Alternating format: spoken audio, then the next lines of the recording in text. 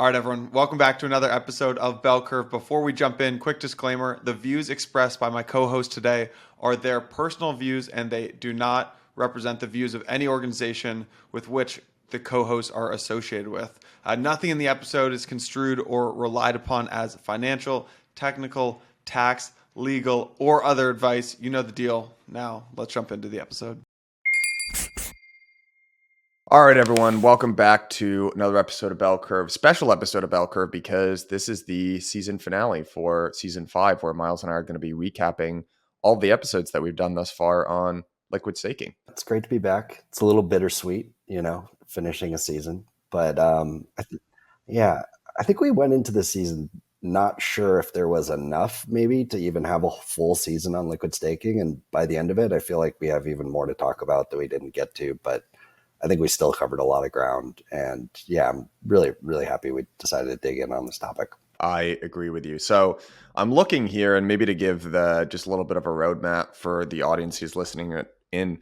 You're absolutely right. We ended up covering an enormous amount of ground. Some of the themes that we thought about going into this season was we were very interested in market structure. So what was the market structure end game going to be for liquid staking protocols? And specifically, we were interested in looking at power laws, right? So is this going to be a very fragmented market or more of a winner take all or winner take most?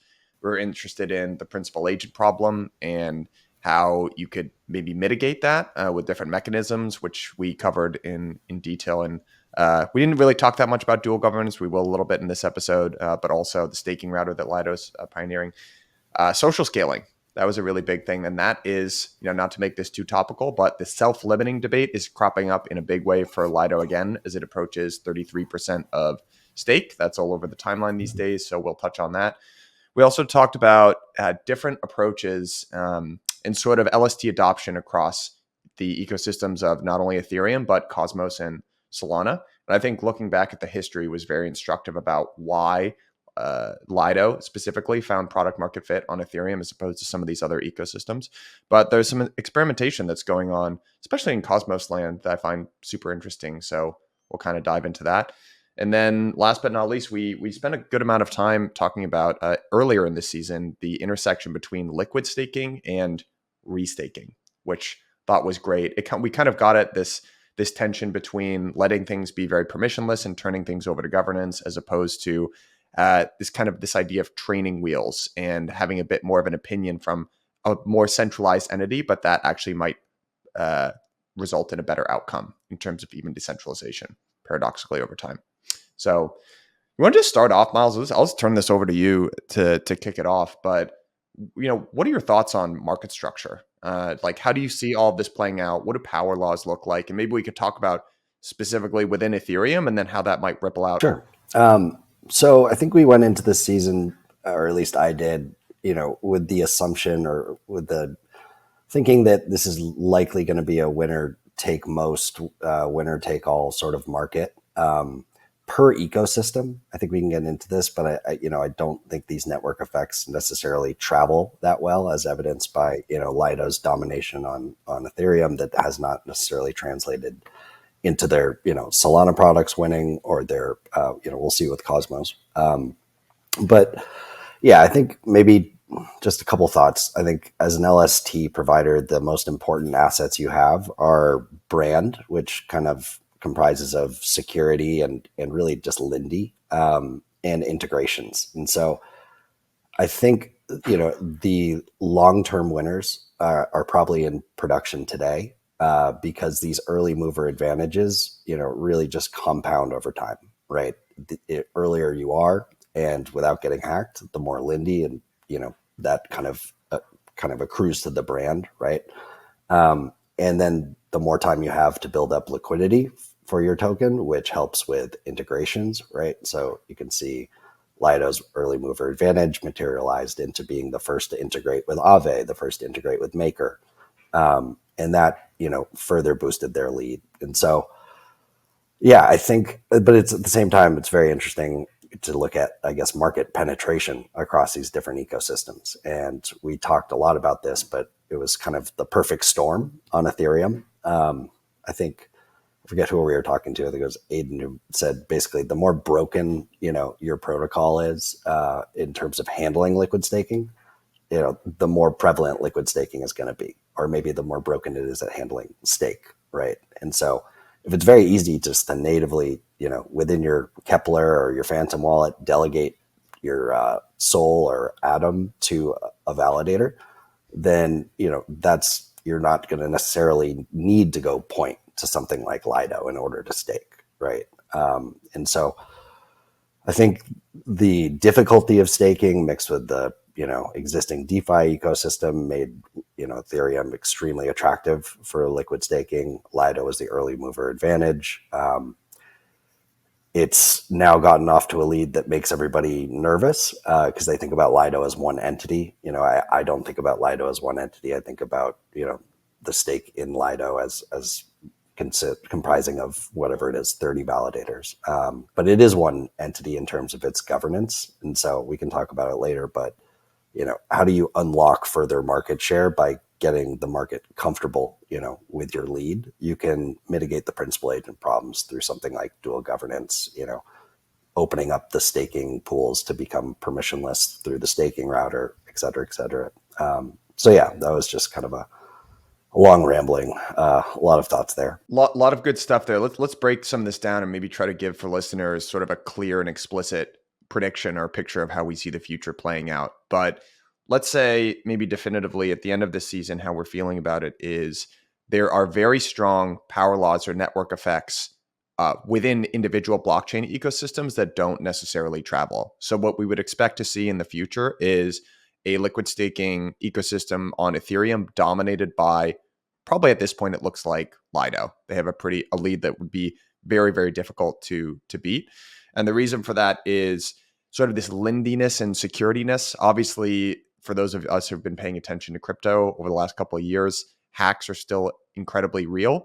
And I think there's, in order for you to justify not taking, using the product or service of a leader, the product has to be an order or 2 orders of magnitude better. And there's just not that much to really differentiate with in liquid staking. So that lindiness and securityness and the amount that will lead to liquidity, which is ultimately what you really want from a liquid staking protocol. So what we would expect to see is probably Lido being dominant on Ethereum and then fragmentation. What we would not necessarily expect to see is Lido being the dominant liquid staking provider across other blockchain ecosystems. To your point about network effects not traveling, Lido made a pretty unsuccessful play into Solana a while ago. It was very interesting to talk to Zave, who was the CIO at Chorus One, and Chorus One was sort of the back end for Lido expanding into Solana. He mentioned one of the lessons learned, and when they were sort of doing their postmortem on why this didn't work, token incentives were actually a really big deal. So that's one of the reasons why maybe concretely network effects don't travel. So what we would expect to see is a dominant liquid staking provider in Solana take off in a very similar way that Lido has on Ethereum. Maybe we talked to Lucas from Jito. Maybe that's Jito Sol. Maybe it's Marinade. I think they're the front runner today, but probably very, very similar. And then in the Cosmos ecosystem, I think Stride is the dominant provider now. I'm not saying any of these things to king make or anything like that. I'm just pointing out who the leaders are today. So that's probably how we would expect to see it playing out in the future, right? Liquid staking protocols, I just don't see them as the kind of product where there's going to be some big technical disruption in a couple of years that, unseats or the existing like incumbents. I guess you can compete on yield, right? We've talked about that a little bit, and it's unclear exactly where that stacks up versus brand and security and Lindy basically. It seems like it doesn't actually, an extra percentage point or 2 of yield does not really move the needle enough to like unseat Lido. If there were to be, because I think Lido is not the highest yielding LST by a lot. And yeah, I think maybe one thing also to note is that there is a market that at the moment can't touch Lido. And this is, or I'd say this market is twofold. The market that's not using Lido is the market that can't use Lido. And there's also going to be a market that likely won't know about Lido, right? They might know about Coinbase, right? And so I do think that, it will be very interesting to see. I think Lido wins the market of everybody that, can use Lido. But I do think there is a market of, for the Liquid Collective, for products like CBE, that, has a more, I guess, enterprise grade validator set, KYC front ends, things like that, right? That fiduciaries can offer to their customers. And just how big a market that is in the end game, I don't know. But I do see Lido. I think it's going to be very difficult for Lido to break into that market unless they give their users the ability to delegate to whatever validator they choose or whatever validator set they choose. And we know that in itself, has trade-offs, right? Because that today is part of governance, right? How these allocations are deposited. And governance at least allows, Lido to stay Ethereum aligned. If you hand that choice over to the users, and all of a sudden we have billions and billions and billions of stake pouring into Lido that is being deposited and delegated to, a staking router pool of like 3 validators, right? Then all of a sudden people are going to get like, maybe these self-limiting debates get a little bit more legitimate. But I think I think Lido's going to have to think long and hard about the best way to handle that and the trade-offs there in order to break out and reach that market. But yeah, I think really there are winner take all, like, a lot of effects here, but we have to keep in mind that the customer preferences, and some of them can't necessarily use the winner. So there might be 2 there. But apart from that, I don't see a lot of winners here. It kind of depends on how many big, like, proof of stake DA layers you see in the end game as well, right? Maybe it's like a handful of big layer ones like Celestia and Ethereum, obviously, and Solana, Cosmos Hub. Then, this doesn't really apply at the roll-up level, right? I don't think it's unlikely at this point that we're going to see a lot of like roll-up tokens, with permissionless staking and for their sequencers launching LSTs themselves. So, it could be just a handful of winners at the end of the day. That's kind of my prediction. And I think that Lido is really well positioned for Ethereum, that is not extremely sensitive with KYC and, enterprise grade validators. I think there's probably another market that is, right, on Ethereum. And then I think Stride's really well positioned for, a couple other layer ones like Atom in the Cosmos ecosystem, Celestia, and I think Jito, and there's a couple players. I don't know how Solana is going to play out, but it is a little bit more fragmented over there.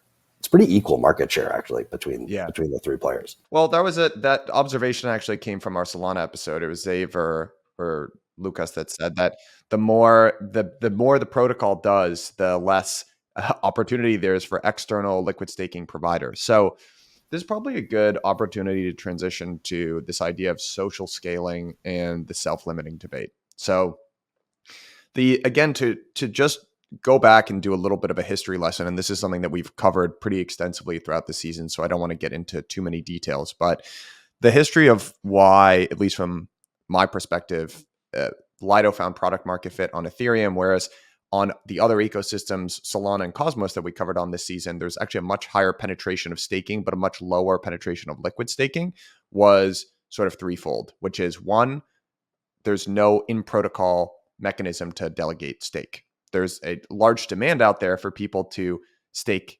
passively. Just to give a little bit of a history lesson, we've covered this pretty extensively throughout the season, so I don't want to go too far into it, but threefold reason why liquid staking found product market fit on Ethereum where it didn't in Cosmos, for instance, where the concept was invented, or at least first conceived of. So 1, there was the dynamic of the beacon chain, and the dynamic was when you staked your Ethereum before there was the merge, there was an indeterminate period of time for when you would be able to get that Ethereum back, if you would ever be able to get it back. So when Lido launched, the immediate value proposition was that you can stake your Ether, but then you can continue to use it. And that was an enormous value proposition for Lido right off the bat. Number 2, there's no in-protocol delegation for stake. There's an enormous demand for holders of Ethereum to stake passively and to receive those rewards. But Ethereum said, we don't want to put this in the protocol for a variety of reasons that we've covered in terms of how we want our validator set to ultimately look like. So we don't want to do that. And then 3, there was a thriving DeFi ecosystem on Ethereum. So DeFi first really took off and is still most active by far on Ethereum. So there was a capital efficiency question of, hey, I want to stake and secure the network and receive that yield, but I also don't want to give up the opportunity cost of participating in DeFi. So liquid staking neatly solved all 3 of those things. So now what happens is that you have liquid staking take off in Ethereum. These market dynamics that we talked about, the winner take most or all market structure, is starting to play out. And Lido is gobbling up stake on Ethereum. And again, I don't think this, obviously Lido executed. They were directionally right. They got a little bit lucky based on the ecosystem. But this probably natural dynamic of a natural monopoly similar to a utility provider is starting to play out. And then folks in Ethereum are saying, whoa, this is quite risky here. If there were to ever be something like a catastrophic slashing event, an enormous amount of ETH got evaporated, this could actually mess with how the protocol comes to consensus and secures itself. And another thing that could happen is ultimately, if in a world where Lido has 100% of Ethereum stake, for instance, then suddenly the governance token of Ethereum is really the Lido token. And huge decisions for the Ethereum protocol can actually be made by a much smaller market cap subset token. So I think these are the problems that are starting to get raised. And I think there are good perspectives on both sides of this debate. Myles, I'd be curious, what do you think about the self-limiting debate overall? And then maybe we can get into some of the ways that Lido is thinking about mitigating these risks. I think there's a lot of dynamics that are interesting around the self-limiting debate.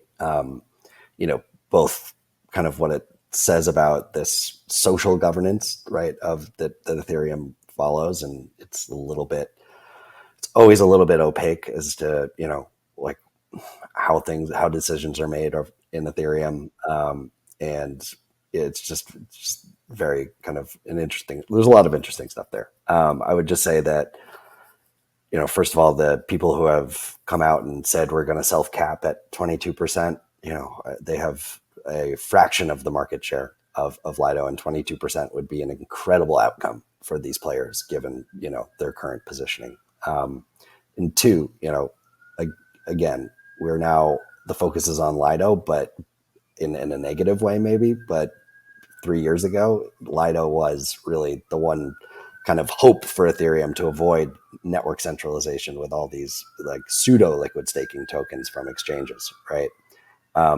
So there is the question of, okay, how would Ethereum look today if Lido didn't exist? It would look worse. But at the same time, you can think about, all right, yes, it's not great that one governance token controls basically 33% of the network stake. That's not exactly true, right? Because we know that all these there's 30 validators, and they're not controlled by the governance token of Lido directly. So what is Lido doing to mitigate all of this? And are we okay with Lido having 66% in 2 or 3 years if dual governance is live, right? And they've launched all these permissionless staking pools via the staking router, and their stake is now distributed not just across like 30 validators, but 1,000 validators, right? That's what they're working towards. And that's really the question we should be asking is, in 2 or 3 years, assuming that this chart of Lido's market share continues to go up and to the right, what will Lido look like, at 66%, at 80%, and are we comfortable with that?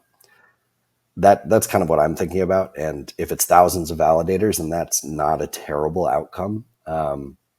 And you just have to be also super realistic about what it would look like if Lido decided to, hang up all of their work today and say, that's it for us, like stop depositing to us. What would Ethereum look like in 2 to 3 years if that was the case?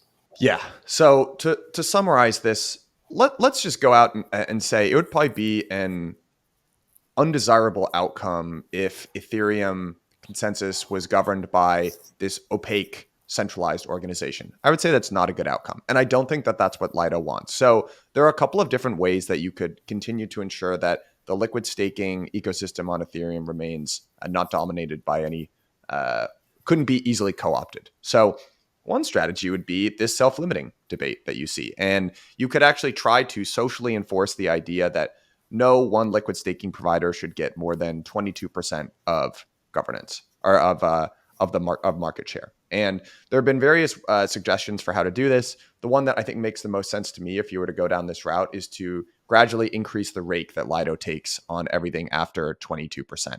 And there's sort of it's basically dynamic fees. So the for every bit of stake that you have over that 22%, Lido starts charging higher and higher fees to the point where that stake naturally moves to other providers. So that's one way you could do it. You could just say, we want a healthy ecosystem of different participants. The other approach would be to say, guys, there's no use fighting this. There are natural market forces at work here. And instead of trying to force an unnatural distribution of liquid staking providers, instead what we should do is accept that there's a natural monopoly here, and we should focus on making the winner take most, which is looking like it's going to be Lido. We should make them as decentralized as possible to the point where governance is almost as decentralized as Ethereum itself. And instead of having this whitelisted set of node operators, we have many hundreds or even thousands of validators, and that's what the staking router is. And then we should also make sure that the governance of Lido is very robust and that stETH holders actually have some say in governance as well, which is where you get dual voting or dual governance rather. Sorry. So I'm a little bit torn here on it. I can really see both perspectives. I would probably not be on the side of self-limiting. And I do want to give a shout out to folks like Superfizz, who have just been extremely beneficial to the ecosystem, the Ethereum ecosystem overall. I totally understand the arguments and where they're coming from here. And I think, if I were to try to steelman the other side of this debate, is say, hey guys, there's a huge problem here. I'm watching this meteor come right for us, and at least I'm trying something, right? But what I would say is, I think the downsides of trying to enforce a self-limiting debate would be, you actually want to incentivize entrepreneurs to come and build enormous businesses. And I think there are very few things in crypto that have true product market fit. I think we've talked about this before. I think you can make a really compelling, you can make a very compelling argument that it's basically Bitcoin and Ethereum. It's the centralized exchanges. It's probably stable coins, and it's liquid staking tokens. And to take the dominant liquid staking token provider and try to cap it right out of the bag, I just don't think we have enough examples of product market fit in crypto that we want to be doing that. And it just sets a bad precedent, I would say. So that downside to me outweighs the upside. And I think it probably makes sense to pursue a different approach. The other thing I think is you're starting to see much more this idea of Ethereum alignment. And I think it's very well intended. Actually, the idea is that Ethereum has these values as an ecosystem. We want to see these values propagated around different businesses and providers of products and services that crop up. The problem is Ethereum doesn't have a formal governance system. And when you don't have a formal governance system, there are pros and cons to that. But then you start to get this idea of Ethereum alignment. Everyone starts to ask, well, what does that really mean? And who is setting the definition of what Ethereum aligned really is?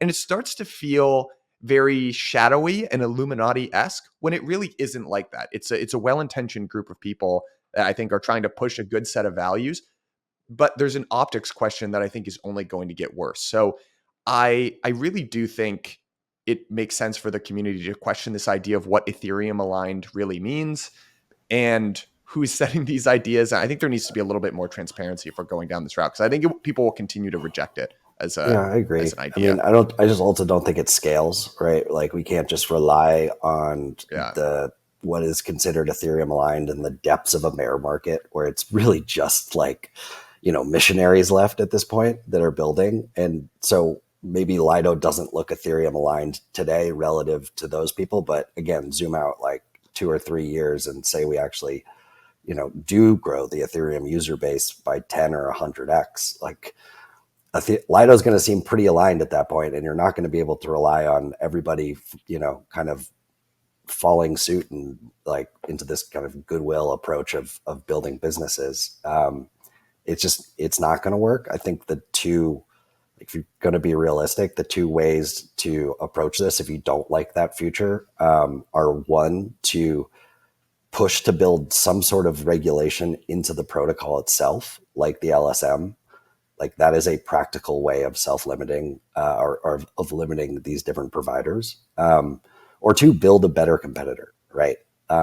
Because those are the only ways that you're actually going to unseat Lido, I think. And like, it's just kind of nearsighted thinking to me. I think it also doesn't scale. And one, maybe to put things in crypto talk, is if blockchains are tools for social coordination, and in large scale human coordination, you need both carrots and sticks, I think. And what at least my perception is, Ethereum alignment is this emerging stick. And if you don't do what we say or we want, again, I think in a positively intentioned way, there will be these negative repercussions for you.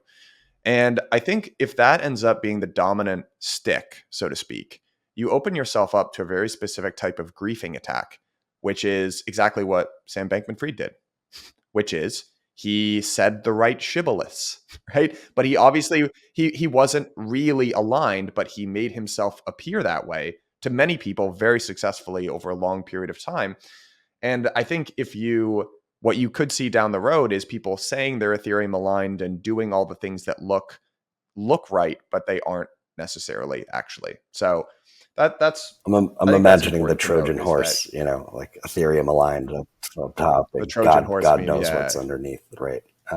But yeah, I think that's right, and I think that there's also, like, from a design standpoint, we can talk about training wheels, and I think that was the crux of the criticism last year in the self-limiting debate, right? That they had no plans to move off, or they hadn't published plans to move off of this curated permission set.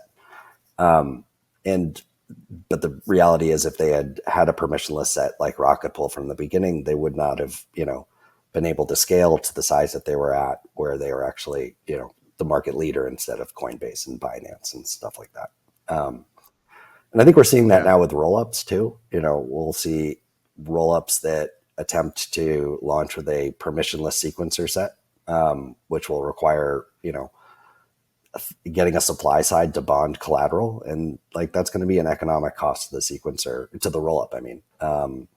And the ones that start off with these training wheels, right? Let's say we have 4 or 5 increasing to 10, maybe to 20, governance elected sequencers, and they don't have to bond collateral, and they're going to act in the ways that we tell them to through governance, or we'll boot them off, right? Like, that to me is a really good analogy of, those rollups are going to scale and have better economics and get to the point where, they're big enough that people care. And then maybe they move to some sort of, more permissionless sequencer set, if they're big enough for, that to be necessary.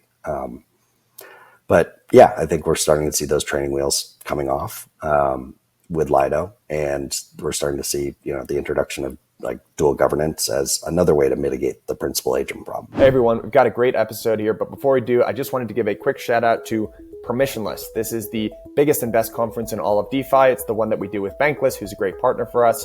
Last year, we had almost 7,000 people there in West Palm Beach. We are moving this year to Austin, Texas, from September 11th through the 13th. And if you are a listener of Bell Curve, any of these last 5 seasons, this conference is basically custom made for you. We're going to be talking about liquid staking, the theme of this season. We've got a bunch of great panels on MEV. If you listen to the app chain thesis, we've got a bunch of Cosmos folks out there in full force. We're talking about the converging architecture of Solana, the rollup space in ETH, and Cosmos. So I would love to see all of you there. And to reward you for being such great listeners to Bell Curve, you get a special 30% off code. It's BellCurve30. That'll get you 30% off tickets.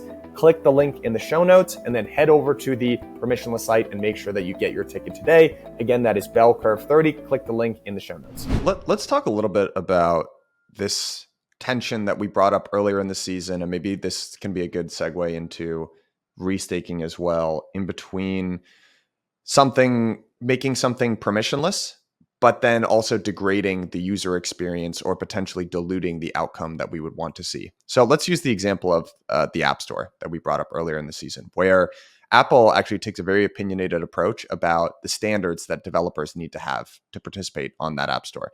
The reason that they do that is to curate a better experience for users of the application. So for instance, if Apple were to just have no opinion about the types of apps that people could build and propagate on their store, it would ultimately lead to a much worse user experience for all these different reasons. So on the one hand, you could say, hey, this is Apple stepping in. They're making it not very permissionless, not good for all of these reasons. Who's really in control here? On the other hand, they're doing it. It probably led to a better outcome for users and developers, I would argue, in the long term. You see the same tension, I think, cropping up in liquid staking and also eventually restaking when it goes live in a big way. So John Charbonneau has done, I think, a good job of propagating this idea of liquid staking tokens as a force for decentralization. And you could imagine if from day one, Lido had not adopted a whitelist and just said, we're just going to take any validators that want to become a part of this network.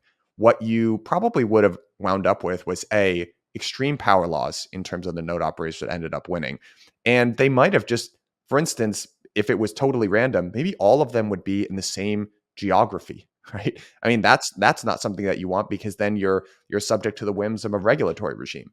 Instead, for better or worse, Lido, I would argue for better, they took a very opinionated approach in the beginning and said, actually, we're going to do a whitelisted set of node operators. And not only do we want to make sure that they're very performant and that they're professional organizations here so that delegators aren't going to get slashed and things like that, but also we want it to be geographically diverse so that it's not the supply side of our two-sided marketplace here isn't subject to any one particular regulatory regime. So again, you could make the argument and say, hey, this isn't great, this isn't permissionless. But on the other hand, if you had opened it up to the permissionless free market from day one, you would have gotten not such a good outcome. Now, this is where I think the concept of training wheels comes in, where they're moving towards that. And that's what the staking router is. And just to refresh folks, the staking router is this set of the gradual progression of moving from whitelisted set of node operators to a diverse set of individual modules. So for instance, there could be we talked about the intersection of the staking router and DVT, which is distributed validator technology, which makes it much easier for solo stakers.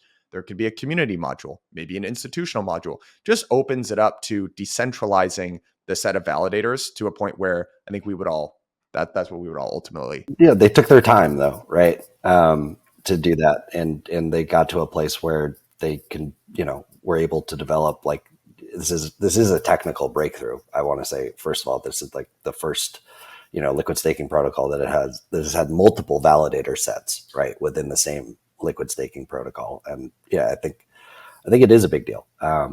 Maybe just to go back to that App Store analogy. I mean, it's kind of three options that the App Store could have taken. It was either, we're going to curate this, and we're going to make sure that that's a great user experience. There's a small hurdle to get through as an app on the supply side, but there's no economic cost except for going through the process. They could make it completely permissionless with no, bond at stake, and it's just a shit show, right? And everybody is using all these apps. They get hacked all the time and losing lots of money. Maybe they're scams. Or they could, to draw the analogy to say like Rocket Pool, okay, it's permissionless to join the App Store, but you have to put up some collateral in case, your users get hacked. You have to reimburse them or something like that, right? And that's a huge, economic cost to the supply side. And so they would have an App Store with very few apps on it, right? Because they're all these startups that don't want to post economic, collateral. So maybe just extending that analogy a little bit further as to why that scales the best and has the best user experience. But now they're at the point where they can safely sort of take off those training wheels. And I think Eigenlayer will face the same sort of challenge as they, first just need to establish themselves, right? They need to make restaking prevalent. And then once it becomes large, they need to figure out how to remove, central points of failure and centralization, like the slashing veto council, right? That is kind of gatekeeping which AVSs get this human backstop of a slashing protection.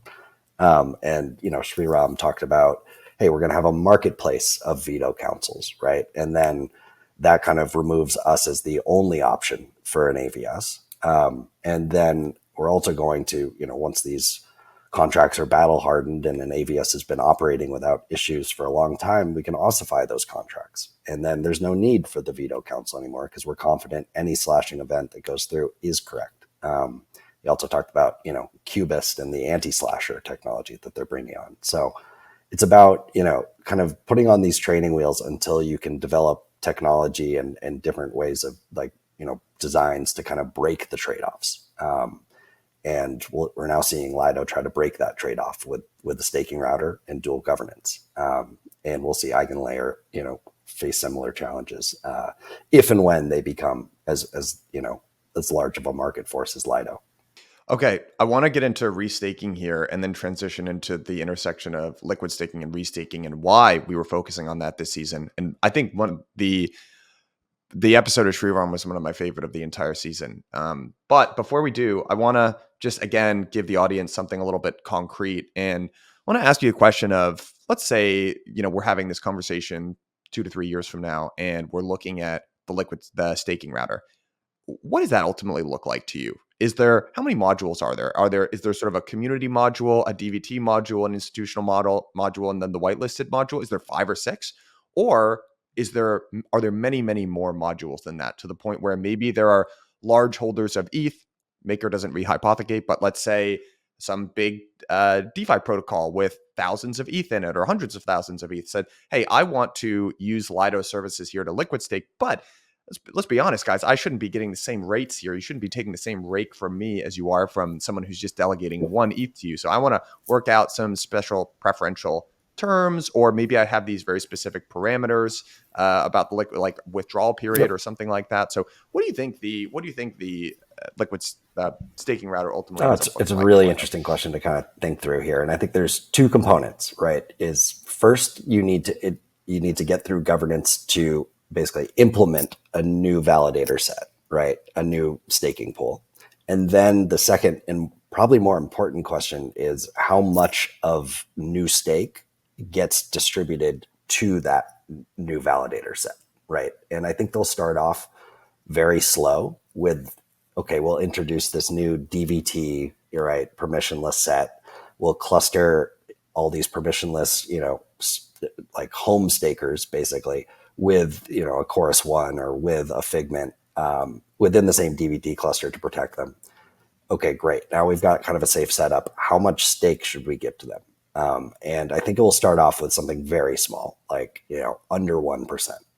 But getting past that hurdle and getting Lido governance comfortable with saying, okay, actually, no, we want the DVT, set to have like 25%, right? That's the first step, because it doesn't matter if you have a million of these, new modules, but 95% of the stake going to the safe module, right? So I think you have to think about it on two axes there. And then, okay, great. So we'll have a permissionless DVT set. We'll have, maybe one other sort of general purpose set that makes the protocol like more Ethereum aligned and healthier. But then what are the other sort of modules that could come in? I kind of expect there to be a maker module if that is a really big distribution channel for them. And if maker decides that stETH is going to be, basically the collateral of Lido, of the main collateral of DAI.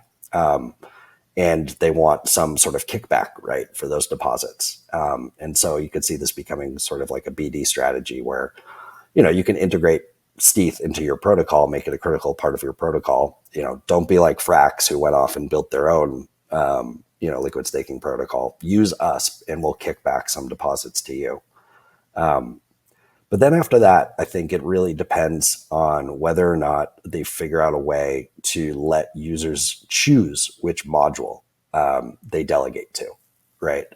Because if users can't choose which one they want to delegate to, then I don't see there being a ton of modules. I do see there being a much more, a larger distribution of stake and like thousands of validators, but I think you can bring in thousands of validators to say like the DVT module.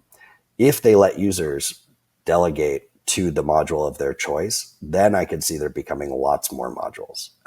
And I don't think we'll get into a much different self-limiting debate if that becomes the case. And, 40% of Lido's stake has been allocated to like the module with Coinbase Cloud and like, staked, and maybe a handful of other ones. Like that's going to be a very different conversation. That's why I think it's going to be actually less of a no-brainer than it might sound like to make that decision. Does that make sense? That's kind of how I'm thinking about it. Yeah, I think so too. There are also middle grounds there. For instance, governance could just limit the amount that any one module could get to, say, 10% or something like that over a period of time. So again, always shades of gray and things that you could do to not be as binary. But I agree with that. And that hints at as well, I think, the bigger idea of fungibility as well within this topic. And that's maybe where we'll start to get into this idea of liquid staking and restaking intersecting, because as soon as you can make an argument that as soon as you start to let users direct their stake to specific validators, that what you actually have is more specific counterparty risk to one set of validators, as opposed to a general exposure to all of the validators within this staking pool. And those positions that you have look a little bit less fungible. And again, for folks who are trying to get a mental model of what this looks like, I would suggest going back and listening to the episode that we did with Adrian and Vance, but consider it like a pool of assets in a sense, right?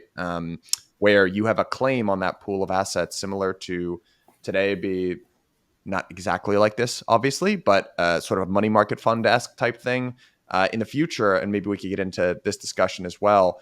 Could look more like a mutual fund or something like that if we allow a restaking module within this staking router, and then you start to get token rewards in different things. But that idea of fungibility, I think, is key. And we heard over and over again from liquid staking providers this season that fungibility is the one thing that you do not want to mess with. So I think there will be a tension in between how much these liquid staking protocols allow users to choose things, or the optionality that they have, versus never crossing that line of breaking. Yeah, it's interesting because the LSM in some ways does break that trade-off. You get an NFT that represents, your stake and your delegation, right?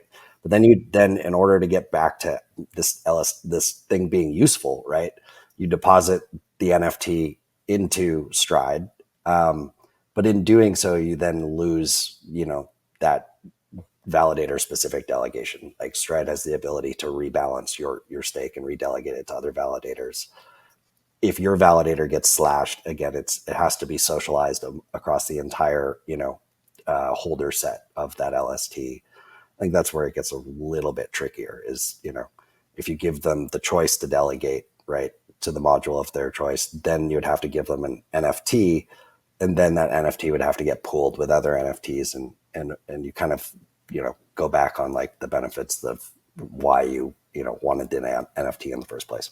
So anyways, yeah, it's very, very difficult. We'll see if, that's the only technical like innovation I could see coming in the, if someone figures that out in the next couple of years. Let's talk a little bit about restaking, that tension between having an opinion or sort of training wheels, so to speak, in the early days for restaking and where it's ultimately headed. And then let's get into the intersection of liquid staking and restaking, because I thought that was something pretty critical that we talked about this season. So we talk about, just to refresh folks, by the way, on protocols like Eigenlayer and restaking and what that is.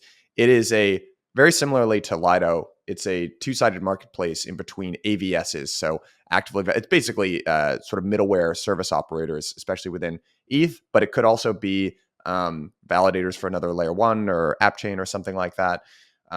And people who have stake that want to secure that. So that's the two-sided marketplace. And basically what it allows stakers to do is rehypothecate that economic security to secure things either sort of one layer up on Ethereum or across different ecosystems. And it's a very interesting vision, being able, you can see at a high level, there's a very natural fit there, but there are also cause for concern, right? And one of the big things that people have been asking or curious about is how slashing events would happen across especially different ecosystem. And so, and what is the risk, right, of potentially introducing leverage of rehypothecating your Ethereum stake, or it sounds a little scary to some folks, I think, understandably. I think, Sriram, addressed many of those concerns very adequately in the episode that we did with him earlier this season. So I'd highly recommend you go back and listen to that. But Myles, can you walk us through, what are the training wheels that exist today on EigenLayer to mitigate some of those risks? And how do you see that transitioning off over a period of time? I referenced it earlier, but basically today, if you are in a service that wants to be, validate or wants to be secured by restaked Ethereum, and you want to basically go to the supply side of operators, which initially will just be Ethereum validators running additional hardware or software and doing additional jobs, right? And the supply side of economic security from stakers. So in the beginning, there's going to be a lot of training wheels. And I think this is specifically to be Ethereum aligned, because this is such a big and scary, but also exciting, new innovation, right? So in the beginning, EigenLayer governance will control which LSTs can be, are whitelisted for, eligible for restaking. They will control, again, which AVSs get the benefit of this human backstop, which says if there was an unintended slashing event, we have the ability to veto that. I think that is a huge sort of, it's not like a kingmaker necessarily for AVSs, but if you are a staker and you have to decide between an AVS that you want to secure, right, that if something goes wrong, you're not going to get slashed, versus an AVS that you will get slashed, which is an option. They have the permissionless option. Then you're obviously going to go with the one that you get protected, right? So that's a big, I guess, point of centralization or that lies within EigenLayer governance that eventually that they will move off of by introducing more of these veto councils. So, okay, you don't get through like the canonical EigenLayer veto council, you can go to a different one that's going to provide a similar service, right? And maybe they'll charge a fee. It's unclear exactly where they do that. And then, I think there's some other really interesting things going on there to protect. I think the stakers that restake to these, new AVSs, and it's a little scary. You've got these validators that are running new types of hardware and all this, slashing logic that is kind of under the hood. And so I think, again, I would reference like Cubist building this, this implementing something called the anti-slasher, which just aims to make the validator side safer and ensure that they don't double sign, because there's only one copy of the key. So it's really just a key management product, but it's really, really interesting. So they're doing a lot of things that, are like aimed to be as safe as possible when they launch. And they will be highly curated, but they're putting people in place, right? Like, we don't know what this veto council looks like, but we can imagine who it is. And it's probably a combination of people who are really excited about EigenLayer, but also people who are really concerned about EigenLayer, right? And that is what will kind of ensure that the curation is done by, folks that are aligned in the best interests of Ethereum. And so, it's like partly interesting because of, the technical qualities of this debate. It's partly interesting because of the political side of this sort of debate and how excited we should be about restaking and whether or not we should embrace it. But it seems like that they've been extremely thoughtful and extremely cautious in their approach. So I'll pause there, but I think it's very interesting. Yeah, I agree. And maybe to get into the intersection between liquid staking and restaking is, I think there are two, the way that I at least look at this is let's approach this from the perspective of the profitability of a validator. And let's say that there are different sidecars that validator could add on to make themselves more profitable. Here's a great one that is very widely adopted in Ethereum, has 95% market penetration, MEV boost, right? That is an off-chain marketplace which allows validators to more efficiently and trustlessly extract MEV from large centralized block builders. Boom. Extra source of income for validators writ large. Another sidecar will be restaking. And there'll be a certain amount of validators that opt into either, you're kind of alluding to this operational model. There'll be different ways that validators can opt in. There could be a very operationally intensive, but no principal agent problem model where you are a solo staker in Ethereum and then you actually run other hardware devices and you rehypothecate yourself. And then you're not really relying on EigenLayer for very much. But then there will be all the way on the other side of the spectrum, if you're a liquid staker and you just redelegate that, rehypothecate that stake to someone else who is running one of these additional hardware, maybe a sequencer on L2 or a validator on another L1, then suddenly you're really increasing the principal agent problem quite a bit, but it's a source of income. And I think where this intersects, maybe we can start to dive into this, is what if the validators who are a part of Lido, for instance, want to opt into restaking? And this is very interesting because as Lido moves towards a more permissionless model for who can be a part of the supply side of their network, the staking router, you could, for instance, see something like a restaking module.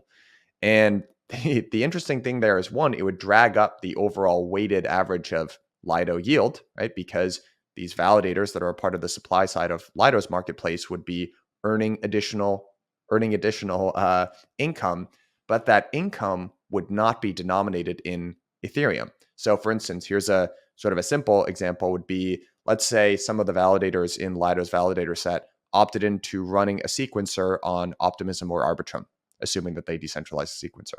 So suddenly those rewards would actually be an OP token and ARB token.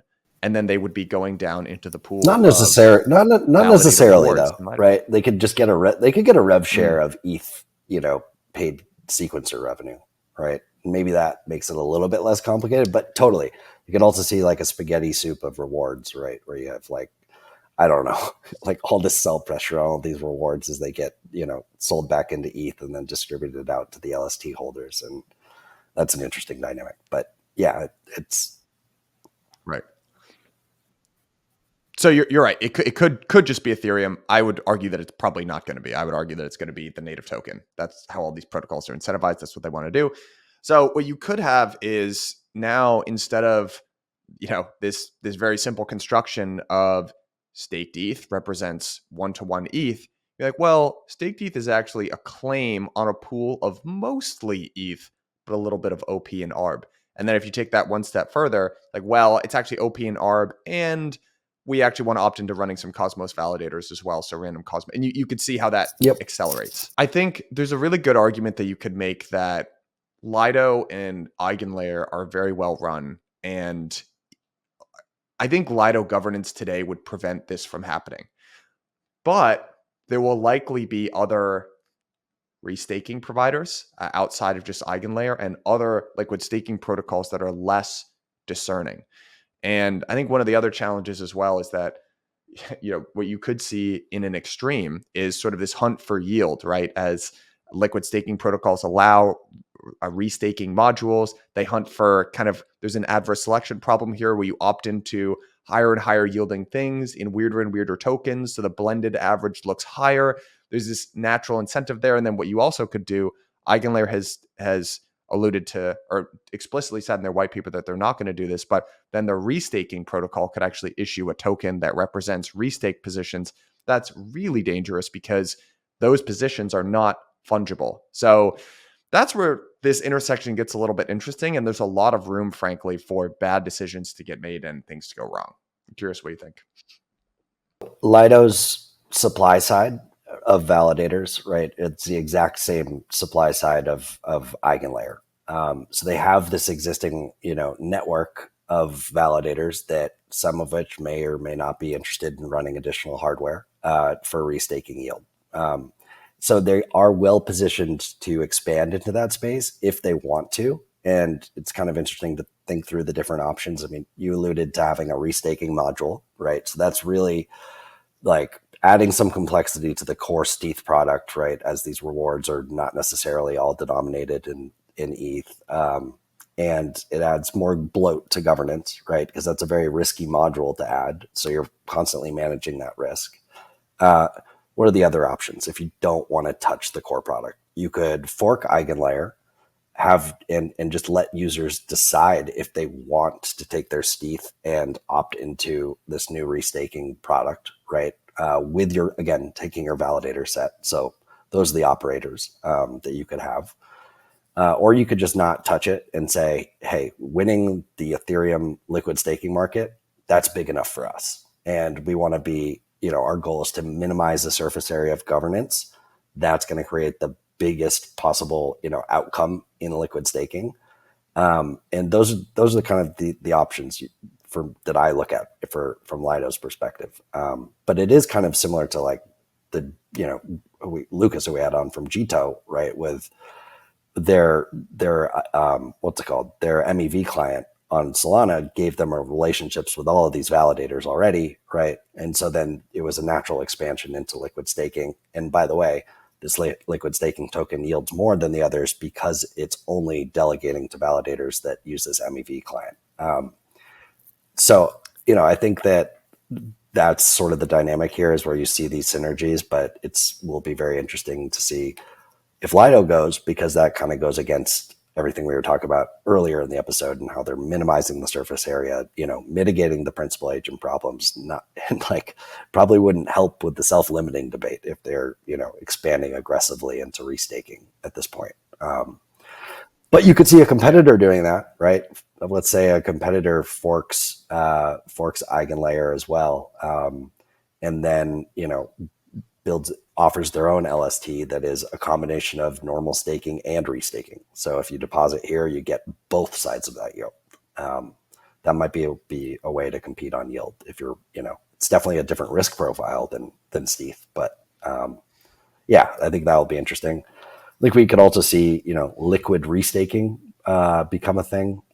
So you have a normal staking position or an LST, you delegate it to an operator, they go validate, a couple other pieces of, software or hardware for AVSs. And then like on the other side, you mint and some sort of LST that represents your position. And yeah, I think it will be very interesting to see how it plays out. I actually think it's less likely at this given time that Lido moves into liquid restaking like aggressively. I just think they have a lot on their plate and they're doing very, very well. And why, try to fix something that's not broken. But worth paying attention to, because it's going to become more and more important. Yeah, I would be very surprised if Lido did that. I don't think they're going to, from my understanding. But there is a dynamic that you are always at the mercy of your stupidest competitor. And the bad part about bull markets is that really poor behavior, and especially very risk-seeking behavior, gets rewarded not over a months-long time frame, but a years-long time frame. And many folks, by listening to this podcast, have had the experience of competing against someone who is taking an enormous amount of risk, and it looked like they were winning for an extremely long period of time. And I cannot tell you how psychologically damaging that is if you have been in that position. And it leads to poor decision making, to be honest. So I would just. It's like it's like you're speaking from experience there, Mike. Yeah, crazy. Seems like you're really hit a nerve. No. Anyways, we'll leave it. But what I would say is I think it's important to have a long-term mindset in this industry. And I hope if folks get something out of this season, that maybe right now in a bear market, when people are keyed into and open to hearing about these long-term risks, then we don't make silly decisions during the bull market that we end up regretting. Liquid restaking seems like, to me, just an example of a road that we just do not want to go down. It adds an enormous amount of complexity. These positions are not fungible, right? So there will be a myriad set of opportunities where people can hypothecate their stake and earn various tokens, some of which will be not super risky. So maybe that's running a sequencer on Optimism or Arbitrum. And then there'll be a whole new set of layer ones or weird app chains or whatever it is that people can opt into, and the yield will look quite good.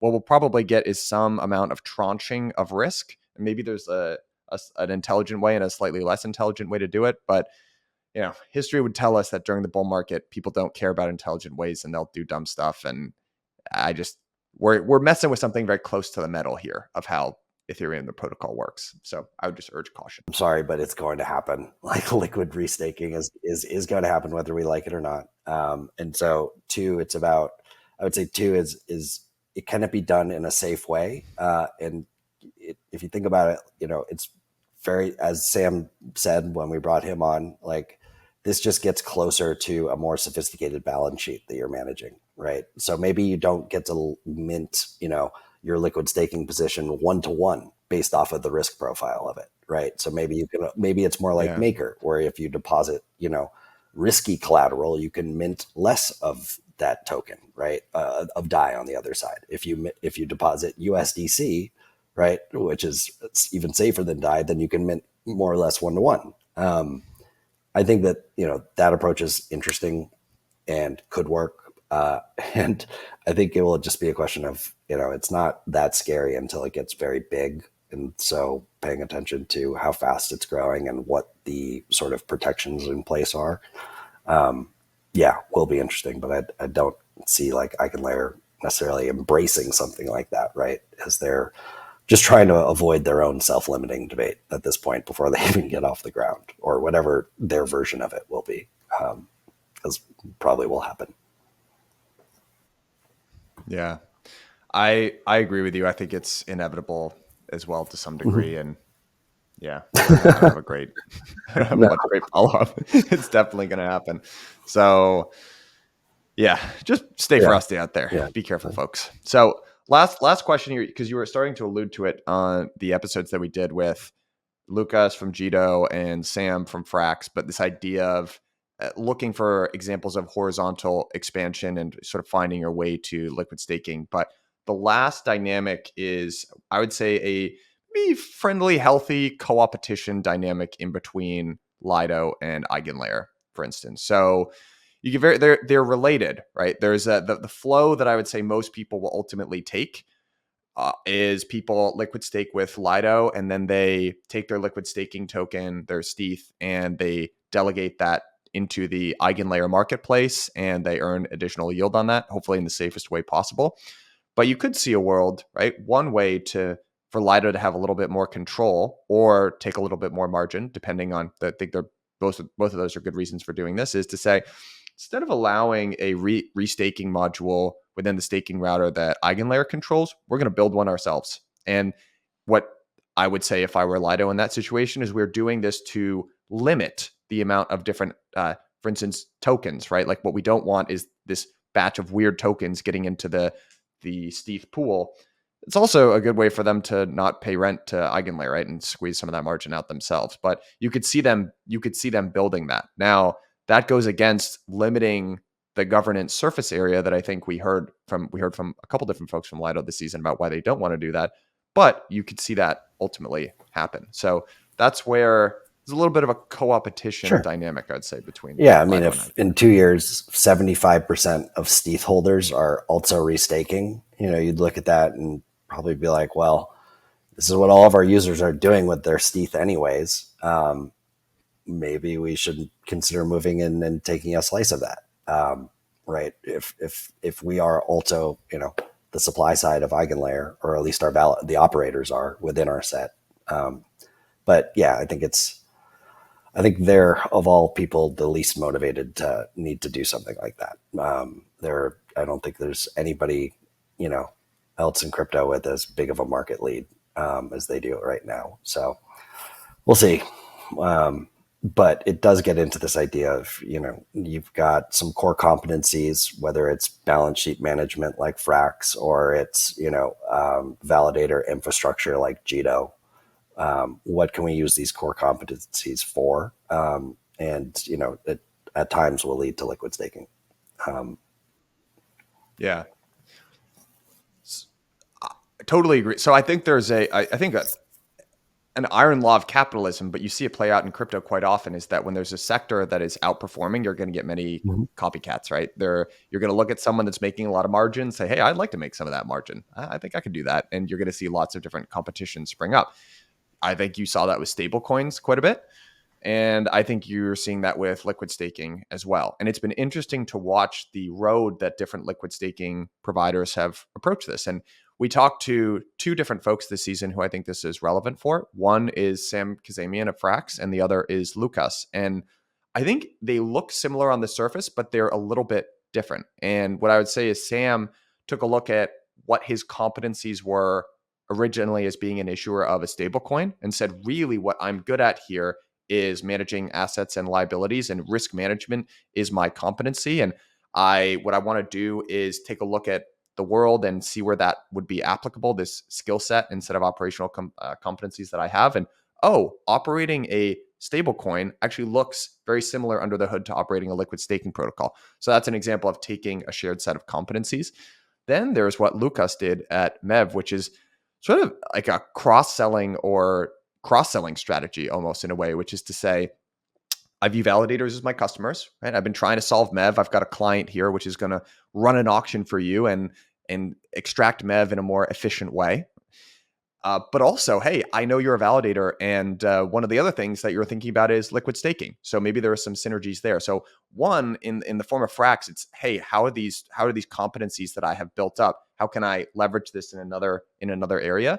And then in the case of Jito, it's, hey, my customers are validators. What other service can I? Well, it makes their them? Original client more attractive, right? It says, okay, you run this client, Right. You get extra yield from the PBS auction. Oh, and by the way, we're launching a liquid staking token, and we're going to deposit that liquid staking token only to validators that are running our client.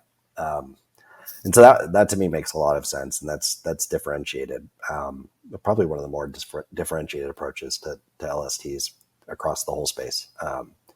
So that makes a lot of sense with Frax. I think it does as well, but it's interesting that Maker chose to partner there, because you are kind of it's the same sort of activity, right? Managing a balance sheet, but you are definitely opening yourself up to more risk and putting more into the scope of governance. And so far, they've been growing very quickly though, because they're leveraging those competencies to offer more yield than other LST providers can.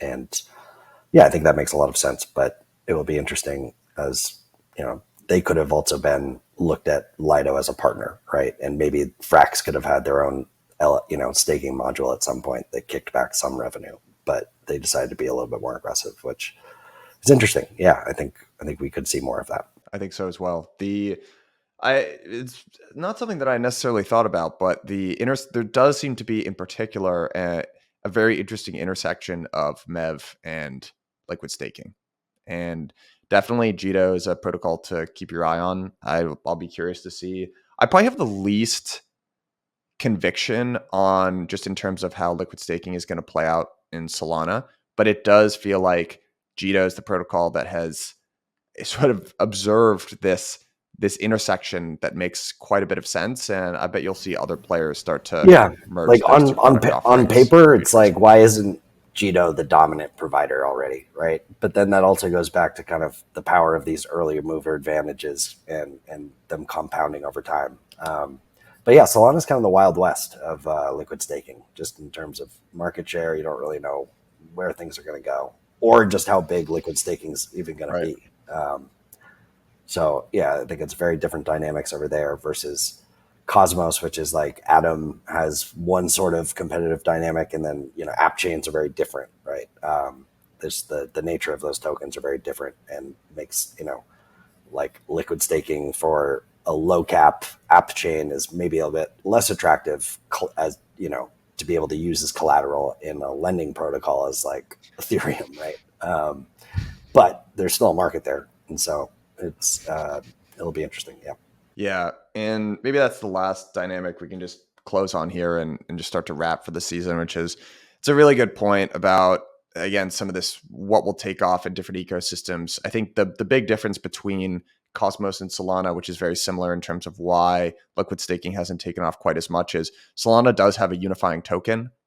Cosmos technically has a unifying token in the form of Atom, but it's a little bit less clear. And I think this is relevant for rollups on Ethereum, but also app chains in Cosmos is more of a demand, I think, to liquid stake something that you view as useful collateral, whereas app chain tokens are really equity.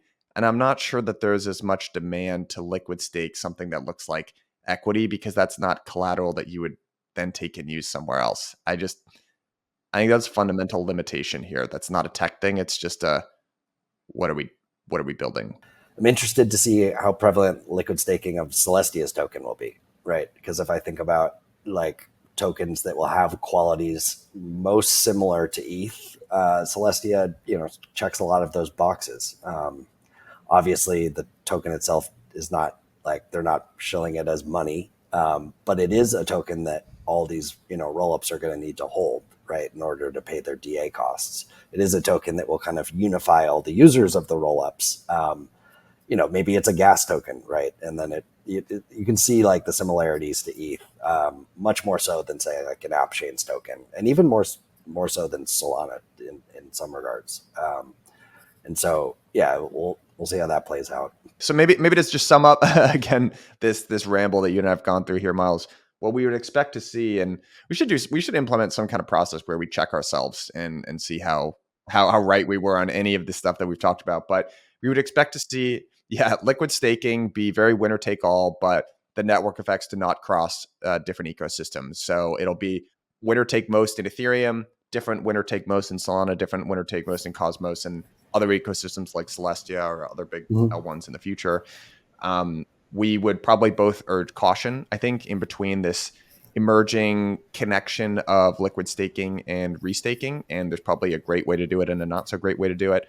I would say we're both in the camp of not really loving the self-limiting debate. That doesn't mean we think that Lido should just be able to go hog wild and do whatever they want. But the best way to mitigate the risks of having a winner take most market structure is to decentralize the governance of the protocol, open up the validator set, and make it much more permissionless of the winner over time. Right? Of the winner. Yes.